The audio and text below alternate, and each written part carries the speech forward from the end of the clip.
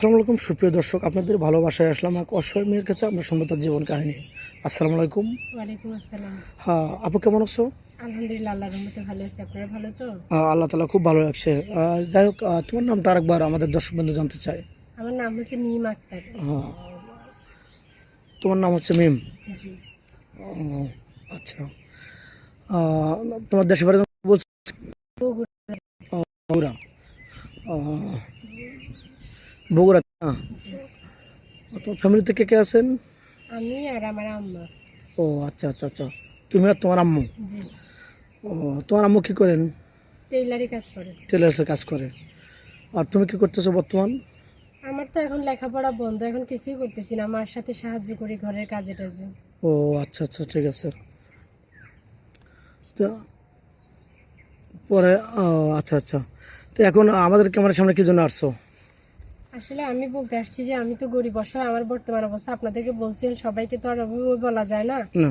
তো আমি চাচ্ছি যে আমার এই অবস্থায়, যেহেতু বাবা ভাইরাও দেখেন, আমি আর মা একাই ঘরে থাকি, তো কেউ একজন আমার দায়িত্ব নেক, আমাকে বিয়ে করুক বা আমার দায়িত্ব নেক। যদি বিয়ে করে দায়িত্ব নেয় তাহলে তো ভালো হবে। আমার পরিস্থিতি ভালো না, তা আমি চাই যে একজন ভালো মানুষ বা একজন সৎ মানুষ আমাকে বিয়ে করে আমার দায়িত্ব নেক। ও আচ্ছা আচ্ছা আচ্ছা, তো যাই হোক, ছেলেটা কেমন হতে হবে? বয়স্ক হলে চলবে? যদি বয়স 30, 35, 40 হয়, তোমার বয়স কত? আমার বয়স 23 বছর। দেখেন, আমরা গরিব মানুষ, এখন আমরা যদি বলি যে হ্যান্ডসাম লাগবে, নায়ক লাগবে, এগুলো তো আর আমাদেরকে মানায় না। একজন ভালো মানুষ হলেই হবে, বয়স্ক হলেও অসুবিধা নেই। ও, পরে তো আবার ছলছা তোর বেমানে কোনো কিছু করবে না, পরে কবে না যে আমি তার ভাত খাবো না, তার বয়সটা বেশি। দেখেন, আমি তো বয়স দেখেই বিয়ে করব। আমি যদি না করি, শুরু থেকেই না করব। আমি করার পরে কেন না করব বলেন? ও আচ্ছা আচ্ছা, যাই হোক, ছলছা তোর বেমানি করা যাবে না। তো যাই হোক, কোনো প্রবাসী ভাই যদি তোমাকে বিয়ে সাথে করে বাইরে নিয়ে যেতে চান, তুমি যাবে? অবশ্যই যাব। স্বামীর সাথে থাকাটা তো সৌভাগ্যের ব্যাপার। রেখে গেলেও থাকবো, সাথে নিলেও যাব। ও আচ্ছা, কোনো ফ্যামিলি থেকে তো তোমার আম্মু বাধা দিবে না নাকি? না না, আমার আম্মু বাধা দিবে না। ও আচ্ছা, তোমার কি যৌথ ফ্যামিলি ভালো লাগে না সিঙ্গেল ফ্যামিলি ভালো লাগে? ছেলে যদি বিয়ে করি, তার বাবা মাকেও তো আমার ভালোবাসতে হবে, তাই না? অবশ্যই। ছেলের যদি কেউ না থাকে, তাকেও আমার বিয়ে করতে হবে কপালে থাকলে। আর ছেলের বাবা মা যদি থাকে, আল্লাহর রহমতে তাদের সবার সাথে মিলে চলবো, কারণ আমার তো আর মা ছাড়া কেউ নাই। আচ্ছা, তোমার কথা অনেক সুন্দর, কথার লজিক আছে। যাই হোক, একটা ফ্যামিলিতে তোমার বিয়ে হলে ওই ফ্যামিলিতে 4জন বা 5জন লোক আছে, তাদেরকে মানে চলতে পারবে তো?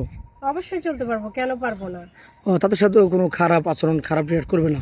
দেখেন, আপনি মানুষকে ভালো ব্যবহার দিলে তাদের কাছ থেকে আপনি ভালো ব্যবহার পাবেন, এটাই স্বাভাবিক। জি জি জি, এটাই আল্লাহর প্রকৃতির রহমতে নিয়ম। আমি তাদের সাথে ভালো ব্যবহার করব। আর একটা নতুন বউ ঘরে গেলে অনেকে অনেক কিছু বলে, সব সহ্য করে নিতে হয়। অবশ্যই অবশ্যই। এসব নিয়ে আমার মাথা ব্যথা নেই। ও আচ্ছা, যাই হোক, তোমার ফোন নম্বর আছে? না ভাই, আমার মোবাইল নাই। ও, তোমার মোবাইল নেই? জি না। মেয়েটা কোনো ফোন নেই, মেয়েটা খুবই সহজ সরল, খুবই নরম মনে মানুষ। যদি কেউ দায়িত্ব নিয়ে পড়াশোনা করতে চান, পড়াশোনা করাতে পারবেন। তার উচ্চতা 5 ফিট 5 ইঞ্চি। তো যাই হোক, আমাদের নাম্বার দেওয়া থাকবে, কেউ ভিডিও কল দেবে না, ভিডিও কল দিলে ব্লক করতে বাধ্য হবো। ইমো হোয়াটসঅ্যাপ থাকবে। ভালো থাকবেন, সুস্থ থাকবেন, এই বলে শেষ করে দিলাম। আল্লাহ হাফেজ।